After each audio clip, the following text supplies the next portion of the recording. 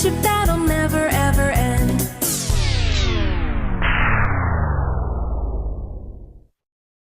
Run!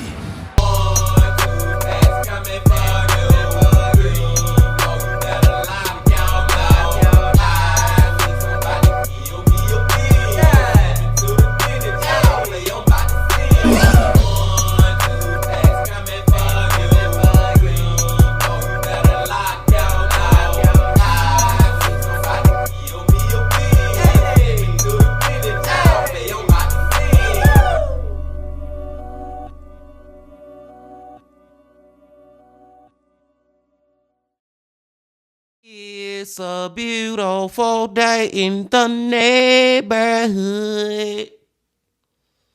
Reaction Beanie 525. That in the neighborhood. My brothers and sisters. The man that we're about to go back to today, it has almost been a month since he last put out a video. But he has finally put one out, and we're about to get into it. And that man that I'm talking about is Lazy Masquerade. Back to the Lazy Man, y'all. And for the past 2 reactions that I put out at the end of those videos, I was like, where are you, Lazy? We waiting on you, Lazy. My brothers and sisters, the Bean Team, Lazy. We waiting on a new video. And he has finally freaking put one out, y'all. Shout out to the Lazy Man. And the title of it is The Mysterious Final Hours of Damien Nettles. Now, this just sounds like one of those rabbit holes, y'all. This sounds like we about to go down a freaking rabbit hole, man. But, hey, it's the Lazy Man, so I'll go down that rabbit hole with the Lazy. You know what I'm saying? But before we go down that rabbit hole, my brothers and sisters, y'all know what y'all got to do. Get whatever you might need. Get what you need, please. We back to the Lazy Masquerade. Y'all got what y'all need, y'all ready to go? Then let's go.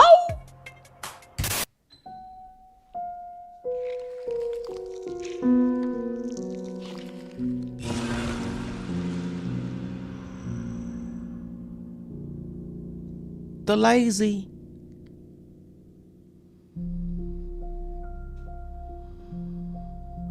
The Isle of Wight, a small, picturesque island about 2 miles off the south coast of England, an area famous for its rich culture and natural beauty.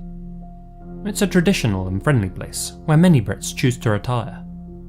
Home to 140,000 people, in the summer months it's a hotbed for tourists. People flock to the so-called Dinosaur Island, where so many fossils and prehistoric bones have been found, the remnants of the rock's Jurassic past. Nowadays, the landmass is much less ferocious, the only real danger being a feisty red squirrel or a rogue seagull pinching your fish and chips as you walk along the seaside. Or so you'd hope. This was Damien Nettles. Born in Singapore on June 21st, 1980, he and his 3 siblings spent much of their early life bouncing between countries with their English mother, Valerie, and their American father, Ed, before finally settling down on the Isle of Wight in 1990. In many ways, Damien was your typical mid-90s teen. One who loved Doc Martens and rocking out to Nirvana, Blur, and the Beatles. One who enjoyed staying up late and socializing. One who hoped to study marine biology in the future. And one who, in all likelihood, fell victim to a small island's shady underworld. This is the unsolved mystery of Damien Nettles. Did I ever tell y'all that I hate unsolved mysteries? I'm pretty sure I have, but I just wanted to remind you. I hate them, but I love these guys who tell these stories about them. Are you sick of feeling like your personal information is being bought and sold like a commodity?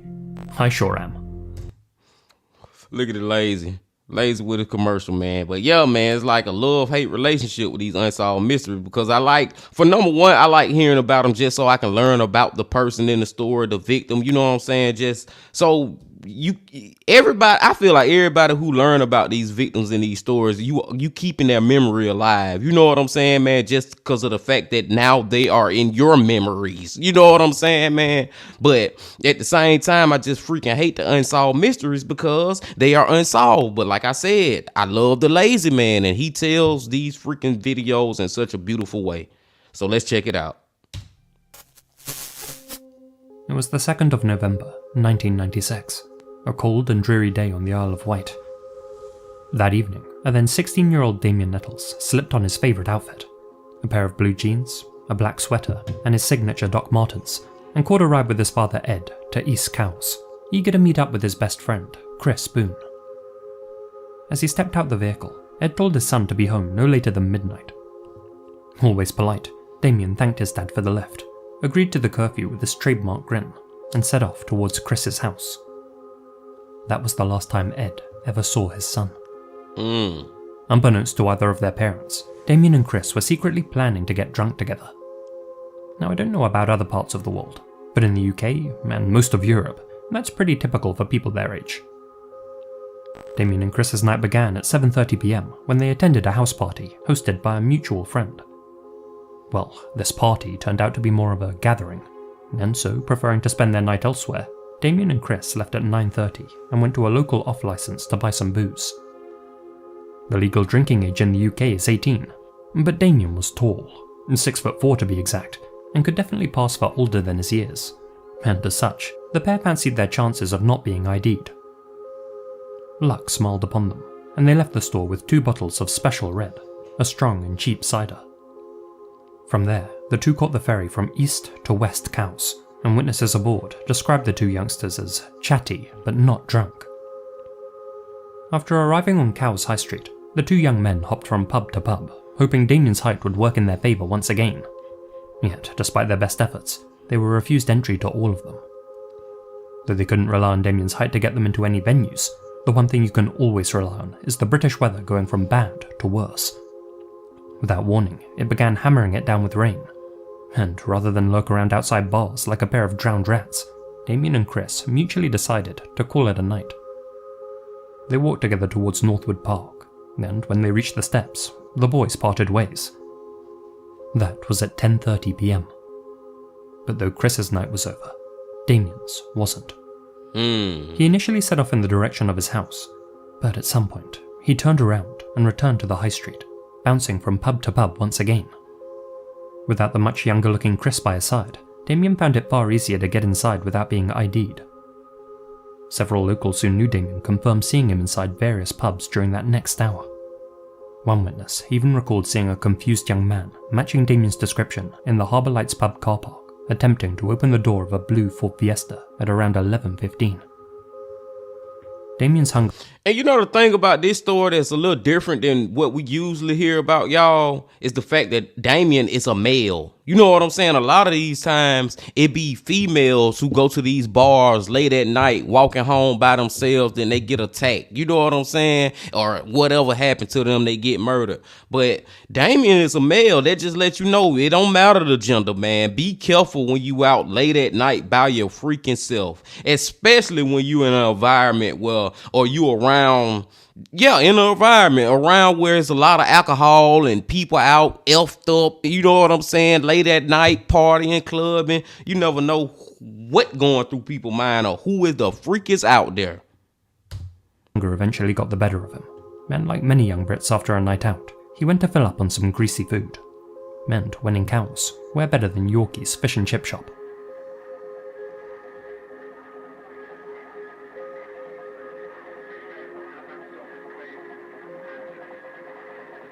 The CCTV footage, captured from inside Yorkie's, shows Damien entering the busy high street eatery at 11:34 PM. The gentle giant can be seen chatting with other patrons before placing his order.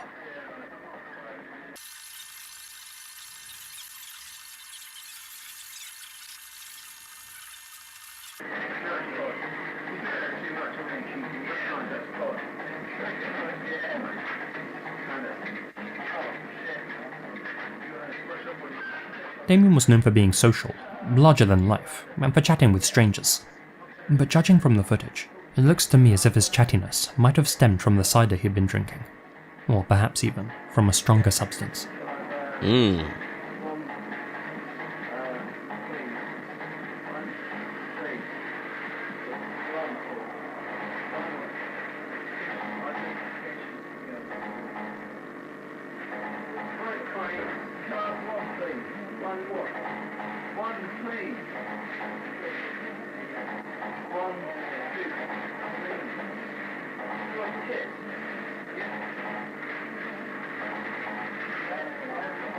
Okay, Damien is a little more than just drunk. He fucked up, y'all. Like, I don't know if he, and when I say fucked up, when I say fucked up, you can just be fucked up off alcohol. Instead of just drunk, he either drunk as hell or he on some other is. He doing some other extracurricular activities, man. Because this man talking about, let me get one. And the dude like one wet. And he just keeps saying, let me get one. He is elfed up. He out of his mind right now. Long story short, short story long. I don't know what he on.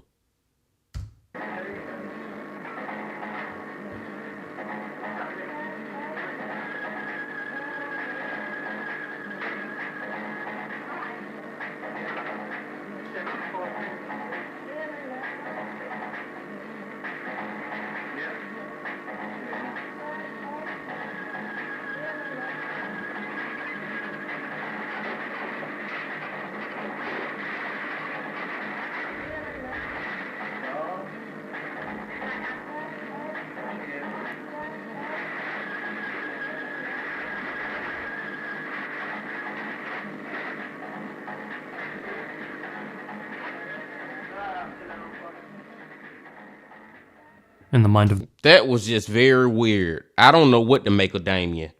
the man who served Damien that fateful night, alcohol alone doesn't make you act like that. Damien left the shop at 11:39 p.m. Shortly thereafter, he tried to board a bus and asked the driver to take him to Cowes. The driver told him that he was already in Cowes. In response, Damien tried to take the driver's picture with the camera he was carrying, politely thanked the driver for the ride, and then stumbled back off the vehicle. A witness in a stationary car later noticed a young man at the same bus stop, one who matched Damien's description. This young man approached the witness's car, got them to roll down the window, and then nervously whispered, "They're watching us." He repeated this phrase before disappearing down the high street.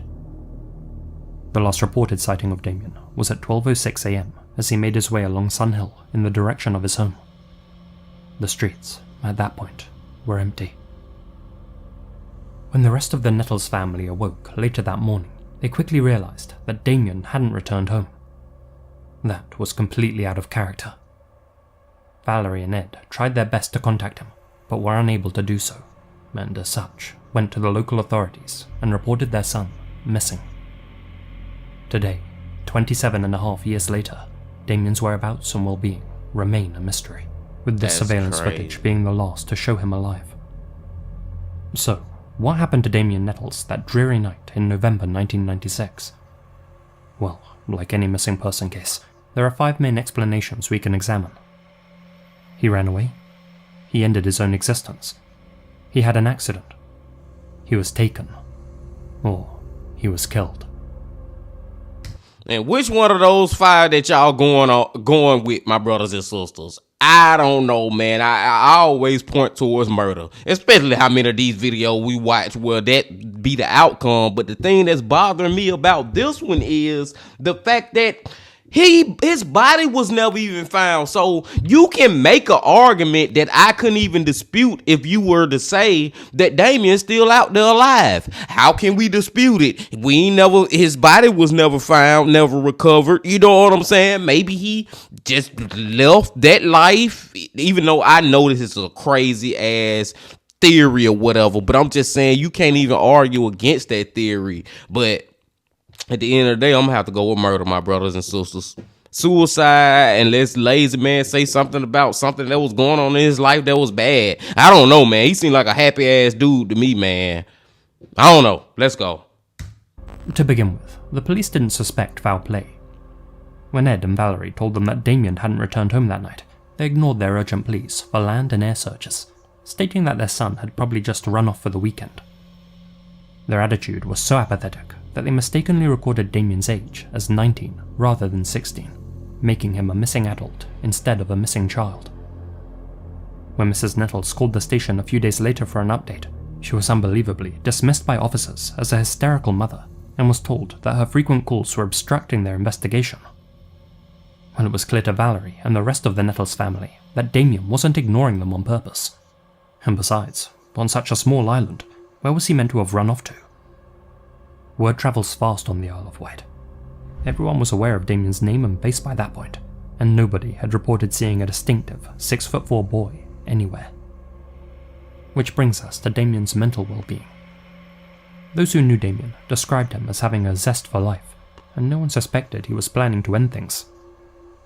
Shortly before his disappearance, Damien had broken up with his girlfriend, Abby Scott, and some believe that he took the breakup harder than he let on. They say that after eating his final meal from the chippy, Damien walked out into the sea, never to return. But Abby herself thinks there's a more sinister reason behind Damien's disappearance. Near the end of their relationship, Damien befriended some unsavory older men, once known to be involved in the drugs trade. Despite its idyllic setting, in the 90s, the Isle of Wight was home to a criminal underworld. One sect was a group of a dozen or so dealers who operated in and around East and West Cowes, the area where Damien was last seen. Many were well-known figures on the island who dealt in every kind of substance imaginable. Among them, Bunny Isles, the island's most notorious dealer with over 30 criminal convictions to his ridiculous name. Then there was Bunny's housemate and best friend, Nicky McNamara, a violent and unstable man who often got high on his own supply. There was Nicky's girlfriend, Shirley Barrett, a woman with 52 unspent convictions and who was known to throw used needles at children. And last but not least, Danny Spencer, a friend of the trio who did little for the reputation of British teeth. Damien and Chris did secretly smoke together regularly, that much we know. According to Chris, they often made those purchases from the Dirty Dozen, who typically operated out of Bunny's home. Though Chris hasn't confirmed this, it's suspected that he and Damien were going from pub to pub that evening, looking for a dealer they recognised. Given the reputation of the Dirty Dozen, it wasn't long before word began spreading across the island that dealers were behind Damien's vanishing, though the who, how, where and why changed depending on who you asked. For many years, those rumours remained just that, rumours. Of course such unsavoury types were going to be magnets for such suspicion. But in 2002, 6 years after Damien's last confirmed sighting, someone came forward, not as a speculator, but as a witness. A source, who has opted to remain anonymous, confessed to a team of BBC journalists that he used to deal alongside Nicky McNamara. This source alleged that Damien owed Nicky money for an eighth of pot. Angry about the unpaid debt, Nicky supposedly punched Damien with so much force that he died instantly. The source claims that Nicky then hid Damien's body inside his house for 3 weeks before burying him in Parkhurst Forest. Despite the Nettle family's best efforts, the authorities refused to take cadaver dogs out to that location, citing that the source wasn't trustworthy. A group of local residents came together to try and excavate the huge site. The police denied them permission to do so, but the group went ahead with the dig regardless. Unfortunately, that search turned up no sign of Damien. Which begs the question, was there any truth in that source's confession? Well... And that's the damn question right there. Perhaps. You see, years later, a separate source claimed to have seen Nicky walking down West Coast High Street at 11:30 PM the night Damien went missing, right around the same time that he would have entered Yorkie's. Supposedly with Nicky were his infamous posse, Bunny, Shirley, and Danny. That timing could, of course, be coincidental. November 2nd was a Saturday night, so Nicky and Damien being in town at the same time doesn't prove that he took the boy's life. The next day, however, the source claims to have seen Nicky burning what appeared to be a black sweater in an oil drum, apparently muttering to himself, "I'm a damned man. I'm a damned man." According to this witness, the smell coming from the drum was like that of burning flesh. Neither of the source's confessions have ever been substantiated, and though they shouldn't be ignored, they should be treated with a healthy dose of skepticism. One thing that could help clear up any doubts would be if Nicky and his cohort were caught on video alongside Damien that night. Luckily, 7 security cameras covered the area along Cowes High Street at the time, and should have captured images of Damien leaving Yorkie's. That same footage may well hold the key to uncovering who exactly he encountered. All of it was collected and handed over to the police to be enhanced. Yet, strangely, the officers working the case accidentally taped over all of it before it could be analysed. Okay, I gotta pause it now, y'all. I gotta freaking pause it, man, because it seemed like in a way, and I don't know if the lazy man doing this on purpose or he just telling us what he know and how the story going, whatever. But it seemed like in a roundabout way. Long story short, short story long. Lazy man is trying to tell us that the police got something to do with this man murder, bro. I'm just saying a disappearance or whatever, because it's so many different instances where the police not taking it serious, they not really being interested in trying to figure out who did this. They not really trying to be involved in the case. They just writing it off to this. They just freaking making up crazy stuff. Y'all, we accidentally recorded over all this CCTV footage through them streets. Some kind of way y'all just accidentally recorded over it. And it's like, come on, man. And the police keep on. It's almost like they starting to be the common denominator, man. This one right here, man, as far as the freaking witnesses and stuff, I knew we was going down a rabbit hole. And some rabbit holes are worse than others. This a bad rabbit hole because I'm right now, I don't believe nothing more than anything else. Everything just feels like, yes, I can believe that happened. Or I could have believed that happened. You know what I'm saying, man? I'm just in the middle with everything right now. Because of one foolish officer's actions, that vital footage has been lost forever. Frustrated with the police's repeated failures and lack of progress, the Nettles family hired a private investigator to look into Damien's disappearance and see whether there truly was a link between him and Nicky McNamara. Soon after taking on the case, however, that same PI received a visit from the police himself. They warned him not to investigate the matter. Damien, they suspected, had drunkenly tried to swim the Solent that night, the stretch of water that separates the Isle of Wight from the British mainland. He had likely drowned or froze on his way to Portsmouth, they said, and would probably never be found. Where they got that theory from remains unclear, but as the local fishermen understood all too well, the Solent gives back what it takes away. That is, everything that falls in gets washed up eventually. Damien's father, Ed, even spoke with the harbour master in Cowes, Captain Henry Wrigley. We got the charts out, and I calculated for them the tidal movements, tidal sets, and rate, as well as all of the possibilities in case he had slipped into the water. The Solent is complicated, but it's well charted. I'm certain that had he gone into the water that night, he would have been returned to the land. The harbour master knew that the police's theory was nonsensical. So did the PI. Ignoring the officer's warning, he conducted his own investigation and began by speaking with Shirley Barrett, the girlfriend of Nicky McNamara. Off the record, Shirley told the private eye that Nicky and one other man had picked Damien up that night on Bering Road, drove him to who knows where, and did God knows what to him. But Shirley also told the PI that if he spoke a word of her confession to anyone, she'd have him murdered. That confession actually held some water. In 2005, 10 years after Damien went missing, an acquaintance of Nicky's came forward and said that on that fateful night he had seen Nicky holding Damien up against a wall in West Cowes. Standing by and watching was Nicky's sidekick, Danny Spencer. Could Danny have been the other man that Shirley had alluded to? Many tall tales of what happened to Damien have been passed around over the years. That he was killed while trying to protect a friend, that he was trafficked off the island in a boat, that he was chopped up and turned into fish bait. But the only one that stood the test of time is that Nicky McNamara was in some way responsible. I guess I can agree with that, man. The only one that a lot of people would kind of like sway towards is the fact Nicky got something to do with it, some with these dealers. But that is so vague. Like, we still don't know nothing. And I'm not even saying I believe that, man. I don't know what to believe with this one. God damn, man, Damien. And it's just so sad because this one of those ones, this is a cold case that will forever remain frozen. I really do feel like that, and that's terrible. Nicky himself would never escape that suspicion for the rest of his life. Not that he had to live with it for long. He died in 2002 from an accidental overdose. Well, one that was a ruled accidental. Heroin had been injected into his back, and he was found in his girlfriend Shirley's bath. Her place was known locally as the House of Death due to the number of people who had OD'd there.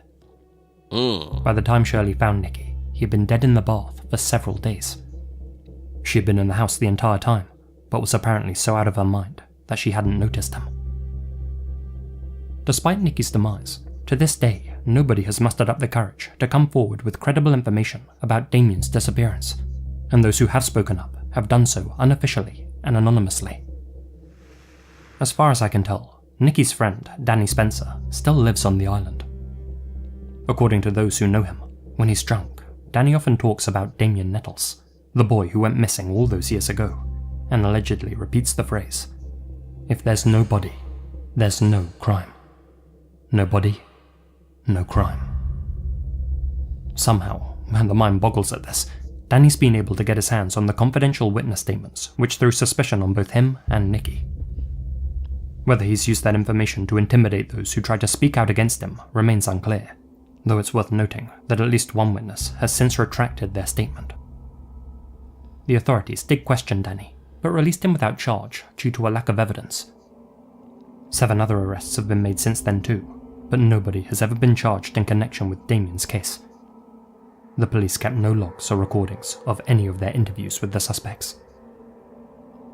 Given that he was with Nikki on the night of November 2nd, 1996, journalists have since spoken with his former housemate, Bunny Arles, a man rumoured to know what happened to Damien. Bunny denies having ever met the boy.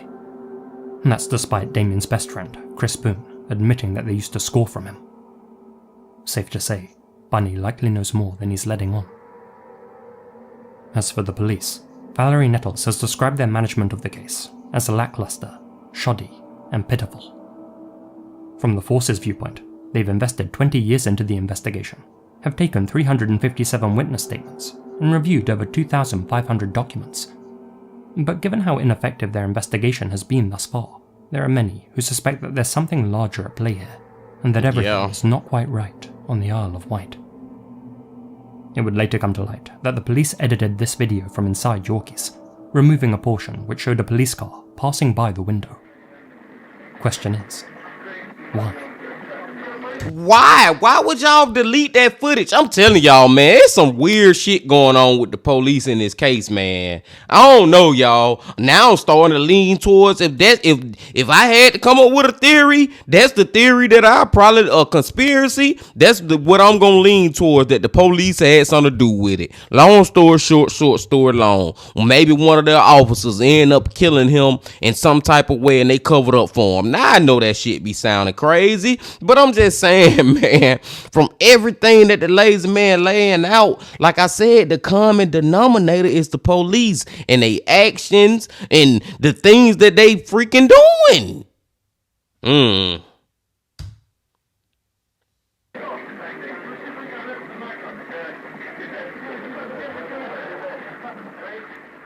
Though their complete mishandling of Damien's case could be chalked up to incompetence or inexperience, it's hard not to contemplate an altogether more sinister explanation. That they fumbled the case intentionally to protect either Damien's killer or themselves. But to protect myself, I have to say, that's all speculation. Damien's family would later leave the Isle of Wight and move to Dallas, Texas, citing that the island now held too many painful memories. On the 27th anniversary of her son's disappearance, Damien's mother Valerie spoke with News on the Wight. "We're still hopeful that one day we'll have some finality to this case. In the meantime, that's a dream. The reality is we live in this world of missing persons, surrounded by families like ours, waiting for answers, suffering ambiguous loss as they live a life not fully engaged in the present, but lost in the past." A staggering 6,000 people are reported missing every week in the UK. Damn. The vast majority are found within 48 hours. Some, like Damien, remain lost for decades. Some are never found.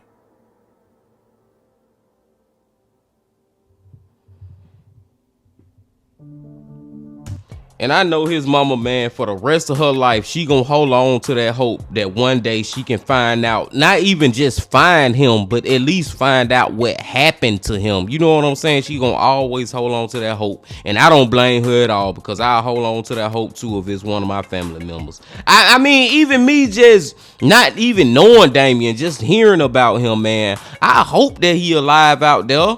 And like I was saying way earlier, y'all, this is one of those stories where you cannot tell me definitively that he is even dead. Maybe he is out there and he just started this new life and he just wanted to get away from his family and he just wanted to do that. There's actually stories about people who do that out there. I'm not saying it happened a lot. It's a once in a million gazillion chance. I may be exaggerating a little bit, but it's a once in a some chance. But I'm just saying it could happen. And everything in this story, man, we really don't know who the freak to believe did this. We don't know who to believe did this. We don't know. I mean, as far as like Nikki and the dealers and his girlfriend Shirley and all them, Danny or whoever, or was it the police? Because the police was acting shady as fuck through the whole thing from the very beginning, from when Damien family first reported him missing to them. They was already acting funny and shady and shit. And it's like, could they have protected whoever killed Damien or did something to Damien, whatever?